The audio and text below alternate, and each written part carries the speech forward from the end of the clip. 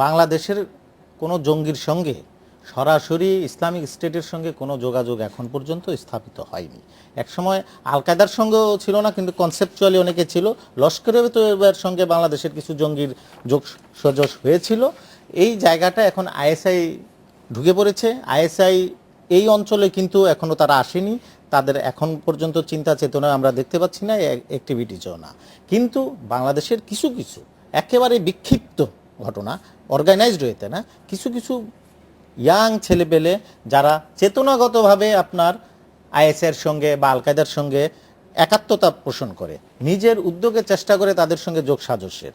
এই হাফিজ নামের যে ছেলেটাকে অ্যারেস্ট করা হয়েছে, এই আপনার গোয়েন্দা পুলিশ বলছে যে তারা কিন্তু এখনো নিশ্চিত না, কিন্তু বলা হচ্ছে যে আইএসের, কিন্তু তার যে অ্যাক্টিভিটিস, সে যে একটা ওয়েবসাইট খুলেছে আইএসের পক্ষে যোদ্ধা সংগ্রহ করার জন্য অভিযানে সে নামবে, এটা তার একটা দৃশ্যমান তার অ্যাক্টিভিটিস। আর যেটা আমরা জানি যে সে ইন্ডিয়ার কয়েকজন জঙ্গির সঙ্গে, এক স্পেসিফিক যদি বলি 4 জন জঙ্গির সঙ্গে সে যোগাযোগ করেছে। ওই 4 জঙ্গি বাংলাদেশে আসতে চেয়েছে, ভিসার প্রসেস সম্পর্কে জানতে চেয়েছে। এই বিষয়গুলো নিয়ে গোয়েন্দা পুলিশ সন্দেহ করছে যে তার সঙ্গে আপনার আইএসের যোগাযোগ থাকতে পারে, কিন্তু আইএসের সঙ্গে যোগাযোগ হয়নি। সে নিজের উদ্যোগে কিন্তু চেষ্টা চালাচ্ছে। এমন শুধু সে না, বাংলাদেশের আরও কয়েকজন এমন পাওয়া গেছে। এর আগে দেখবেন আনসারুল্লাহ বাংলা টিম নামের একটা জঙ্গি সংগঠন, এটা কিন্তু সংগঠন ওই অর্থে না, কিন্তু কয়েকজন ইয়াং ছেলে পেলে তারা নিজেদেরকে ওই রকম এই মার্কিন বিরোধী বা ওই আল কায়দার পক্ষে অথবা আপনার আইএসের পক্ষে নিজেদেরকে তুলে ধরতে পছন্দ করে।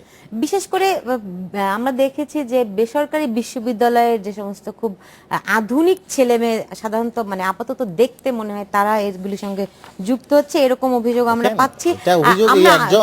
এক মিনিট বলে দেই, আপনি যেটা বলছেন এটার সাথেই এর মধ্যে যে কয়েকজন, এই গত সপ্তাহে আরো কয়েকজন অ্যারেস্ট হয়েছে। এর মধ্যে একজন হলো আপনার এক জয়েন্ট সেক্রেটারির ছেলে, আরেকজন একজন সাবেক জাস্টিসের ছেলে। হ্যাঁ, এর আগে আমরা দেখেছি আইবিএ বিশ্ববিদ্যালয়, আইবিএ এর একজন শিক্ষক, এখন তিনি জেলেও আছেন। না, সেটা মহিউদ্দিন সাহেব, সেটা আপনার ওই হিজবুত তাহরীর, এই বিষয়গুলো প্রকাশ্যে উনি হিজবুত তাহরীর করেন। এই বিষয়গুলো নিয়ে আমরা ফিরবো, তার আগে নিচ্ছি একটি ছোট্ট বিরতি। বিরতির পরে যখন ফিরে আসব তখন আপনারা জানবেন কেরানীগঞ্জে যে গত কয়েকদিন আগে হত্যাকাণ্ড হয়েছে, 4 জন খুন হয়েছে, সেই বিষয়টি নিয়ে আমরা আলোচনায় ফিরবো। তার আগে নিচ্ছি ছোট্ট একটি বিরতি।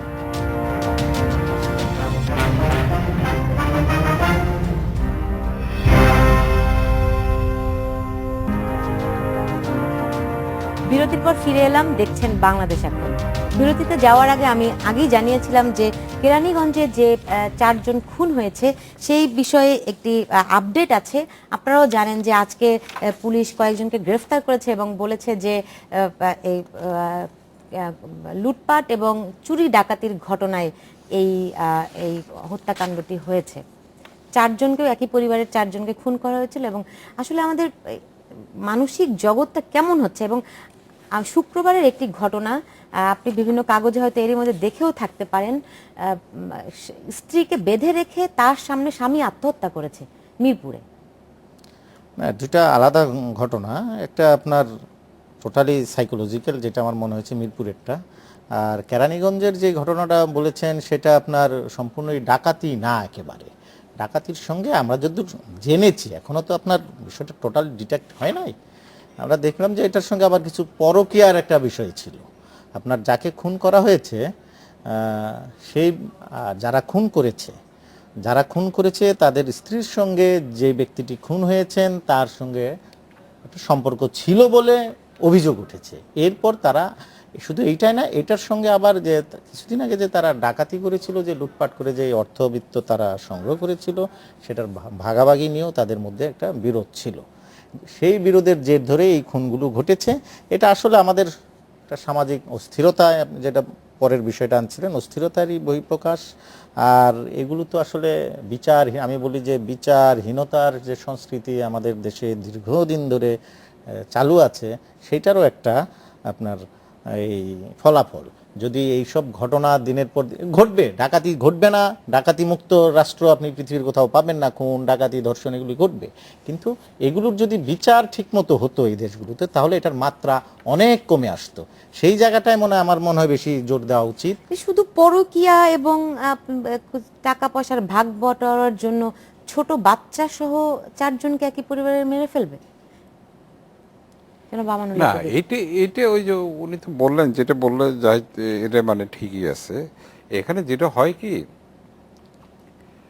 মানে এই যে সামাজিক অস্থিরতাটা যে সৃষ্টি হয়, সামাজিক অস্থিরতাটা মূলত সৃষ্টি হয় অর্থনৈতিক কারণে এবং রাজনৈতিক কারণে। তো এটা আমার ধারণা যে আমাদের এখানে যেটা শুরু হয়েছে সেটা হচ্ছে রাজনৈতিক কারণ আছে, অর্থনৈতিক কারণ দুইটাই আছে। তো এই সামাজিক অস্থিরতায় অনেক কিছুই হয়। এখানে মানুষের সাইকোলজির উপরে নানান রকম প্রভাব পড়ে, মানুষের লেনদেনের উপরে নানান রকম প্রভাব পড়ে, মানুষের বিভিন্ন মানে ভাবে যে তাদের যোগাযোগ সেগুলোর উপর প্রভাব পড়ে। এখন ওই যে দুইটা কিন্তু দুই জিনিস উনি বলেছেন, দুইটা ঘটনা দুই রকম। কিন্তু এই যে একটা যোগসূত্র, কিন্তু একটা মানসিক একটা যোগসূত্র কিন্তু একটা আছে যে মানসিক আমাদের যে মনোজগৎটা কেমন হ্যাঁ, হয়ে যাচ্ছে। এটা হ্যাঁ, মনোজগৎটা ওই বললাম তো চাপ পড়ছে তো মনোজগতের অস্থিরতার উপর। কারণেই কিন্তু এই যে সামাজিক অস্থিরতা যে সৃষ্টি হয়েছে, এই সামাজিক অস্থিরতাই তো মানসিক একটা অবস্থার সৃষ্টি করে।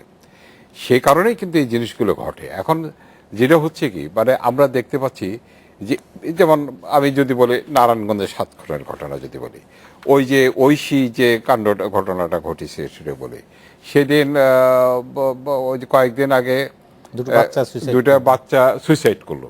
এগুলো অদ্ভুত জিনিস কিন্তু, তাই না?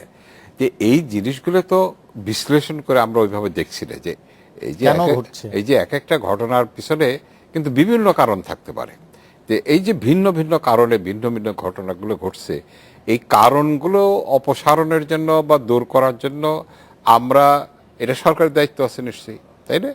সরকার সেখানে কি ব্যবস্থা নিচ্ছে, বিশেষ করে এটা পুলিশ ডিপার্টমেন্টের একটা দায়িত্ব আছে, তারা কি নিচ্ছে সেই কারণগুলো দূর করার জন্য তো কোনো মানে আমরা ব্যবস্থা নিচ্ছি না বলেই কিন্তু এই জিনিসগুলো ঘটছে। কাজেই কারণগুলো অপসারণ যে পর্যন্ত না করা যাবে সে পর্যন্ত এই জিনিসগুলো একটার পর একটা ঘটতেই থাকবে। আর একটা যে বিচারহীনতার কথা বললেন, এটা একটা অত্যন্ত গুরুত্বপূর্ণ বিষয়। কারণ অনেক ঘটনাই ঘটে গেছে যেটা দীর্ঘদিন চাপা পড়ে আছে, বিচার হচ্ছে না, তাই না? তো এই যে বিচারহীনতার একটা ব্যাপার, সেটা তো একটা মানে নিঃসন্দেহে যারা মানে ক্রিমিনাল, যারা ক্রাইম করে তাদেরকে কি করে, তাদেরকে উদ্বুদ্ধ করে যে বিচার মানে হত্যা করে বা ক্রাইম করে তো পার পাওয়া যায়। না, এই যে যেই আমাদের অস্থিরতার কথা বলছেন, এর সঙ্গে সঙ্গে আমি আরো একটি খবরের কথা নিয়ে আসতে চাই। আপনারা জানেন যে ঢাকা বিশ্ববিদ্যালয় এবং জগন্নাথ বিশ্ববিদ্যালয়ে আজ অভিযান চালিয়ে শুক্রবার বেশ কয়েকজনকে আটক করা হয়েছে জালিয়াতির অভিযোগে, এবং তারা সংঘবদ্ধভাবে এই জালিয়াতি করে কিভাবে পরীক্ষা দেয়া যায় সেই প্রক্রিয়ায় অংশ নিয়েছিল। এর মধ্যে আছে আপনার কলেজের শিক্ষক, বেশ সরকারি চাকুরিজীবী, মানে সব শ্রেণী পেশার মানুষ কিন্তু এর মধ্যে মানে সংগঠিত আছে। আমরা সেই খবরটা দেখলাম। কিন্তু এখানে যেহেতু অর্থের একটা বিষয় আছে, আপনার প্রচুর ব্যাপক অর্থবিত্তর আপনার এখানে লেনদেনের বিষয় আছে, যেই কারণে অনেকেই যুক্ত হয়ে যাচ্ছে। আমি দেখি বিষয়টাকে আপনার ধরেন এই নকল হিসাবে, নকল তো আর বাংলাদেশে নতুন না, সেটা কিন্তু বাংলাদেশের আমল না, এই পাকিস্তান আমল থেকেই। যখন আপনার এই যে পাকিস্তান আলাদা হলো তখনও যেমন একটা অটো প্রমোশন হয়েছিল, বাংলাদেশ আমলেও এটা কবির ভাই ভালো বলতে পারবেন, একটা অটো প্রমোশন হয়েছে। এরপরে কিন্তু নকল কিন্তু সবসময় থাকবে। আপনি নকল মুক্ত 100% নকল মুক্ত পরিবেশ পাবেন না। যদি আপনি পাবেন না মানে উন্নত বিশ্বে আছে, আমরা হয়তো কোনো এক সময় ওই জায়গায় যাব, যখন আমাদের চিন্তা চেতনায় মানসিকতা যখন আমাদের পরিবর্তন আসবে, তখন ওই পরিস্থিতিও আমরা ওভারকাম করব। কিন্তু এখনকার মতো অবস্থায় আমাদের ওই যে কবির ভাই যেটা বললেন, আমাদের কিন্তু অর্থনৈতিক অবস্থাটাও এখানে একটা বিষয়।